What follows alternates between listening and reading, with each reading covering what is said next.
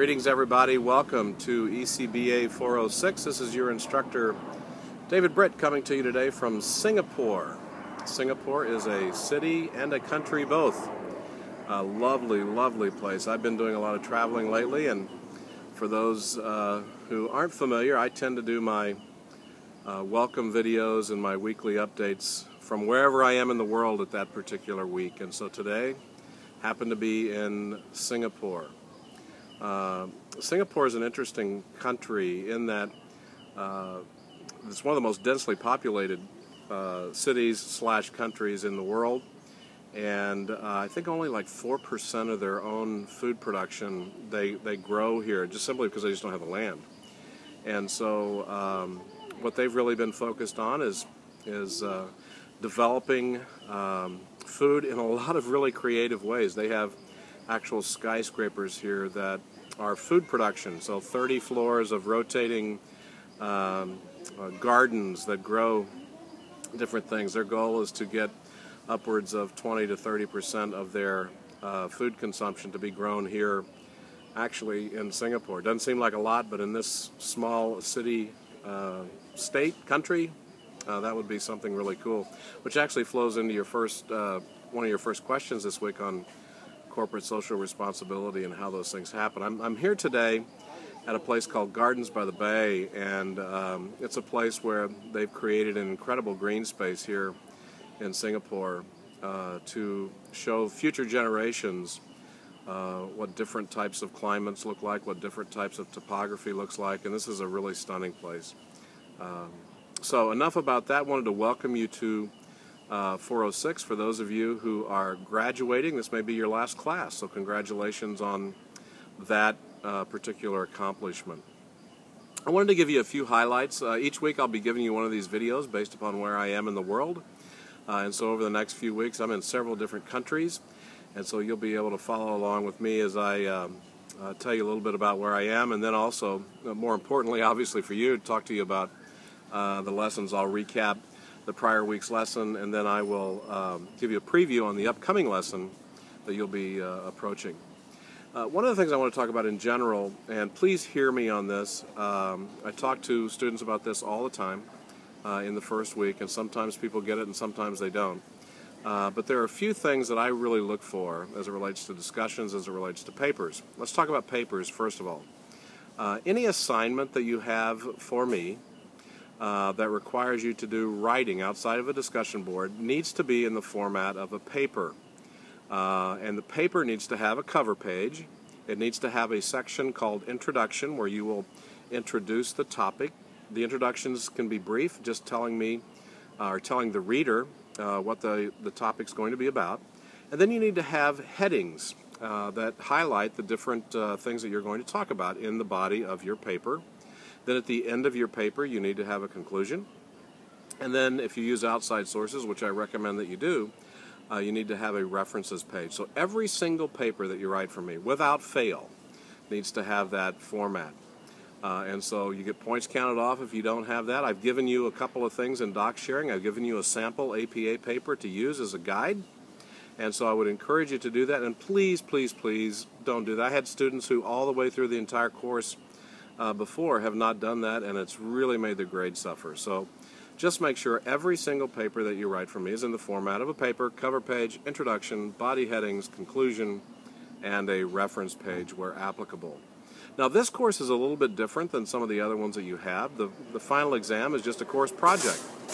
But each week in your course project, what you're going to have is a submission. And the course project's going to involve a company that you will pick. And what you will be doing is putting together a plan for them. And you're going to be talking about a lot of the different aspects that will cover the different elements of this course that you've had over the last few months. And so you have a marketing section, you have an economics section, you'll have many different other sections of that paper. But what you will do is you will submit segments, pardon me for 1 second, but you'll submit segments of that paper each week. And so this is not 7 different papers, it's one big paper. And so just make sure that each week you add to the prior submission. And so by the time you get in week 7 and you submit that, you'll have one big paper, not 7 independent papers. Now, the advantage to you on this is really that each week I'll be able to take a look at your submission. Each week you'll add different content to each week, and I'll make some comments. I'll grade them. I'll tell you what I liked. I'll tell you what I didn't like, and you'll have an opportunity to correct those. And so when you submit, for example, when you submit your portion for your course project in Part 2 or Lesson 2, I will have given you comments on Lesson 1, so you'll be able to correct those. And so that gives you an advantage because this entire course project is worth 40% of your total grade. And so if you're able to correct those along the way, then obviously it helps you in your final grade. I've given you an outline, a sample outline for the course project. You can use that or not use that, but it gives you an idea of how you can put all of these different pieces together. And so take a look at that. Those are in under the course home, under the course project overview.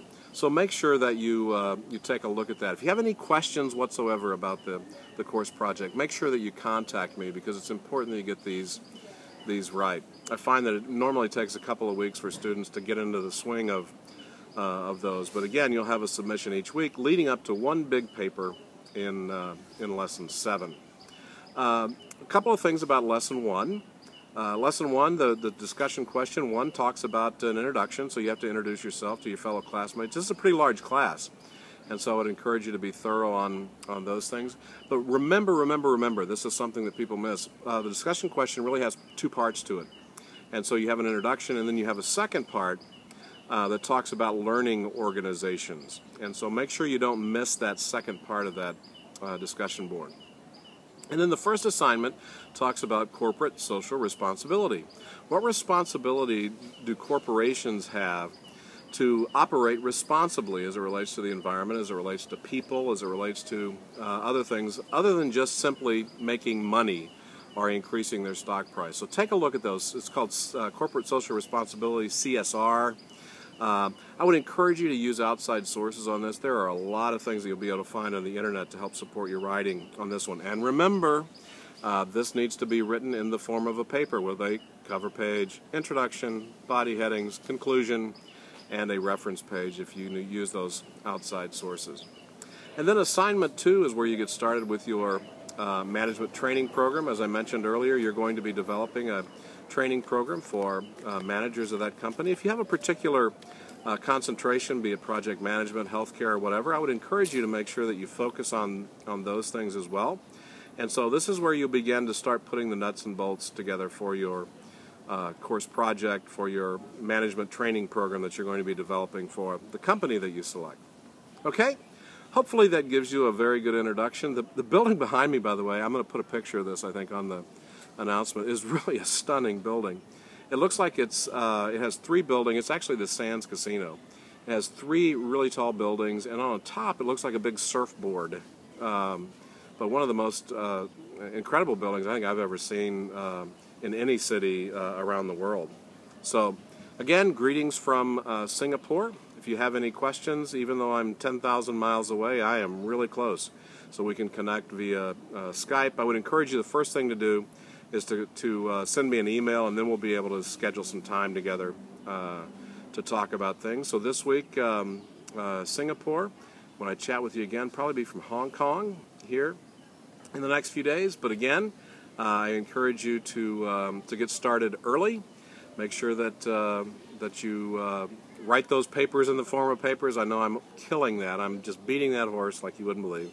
But it's because students just decide many times not to do it that way. So please do it that way. Again, greetings. Hope we have a great next 7 weeks together. And so look forward to it. My finger's coming at the screen, so talk to you soon.